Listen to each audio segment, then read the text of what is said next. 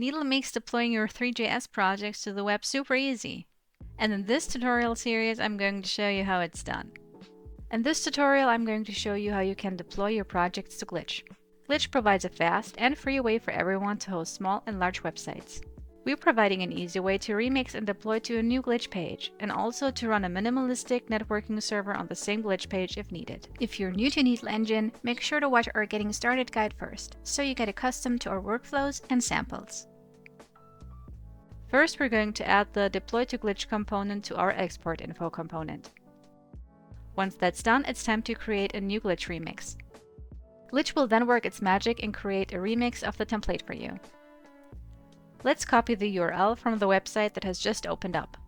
Now return to Unity and paste the URL you just copied into the project name field of your Deploy to Glitch component. Now the deploy key will be automatically filled in. Click the Build and Deploy button to upload your project to Glitch. Build and deploy only takes a few seconds, and it produces a highly optimized WebGL website that runs on any device.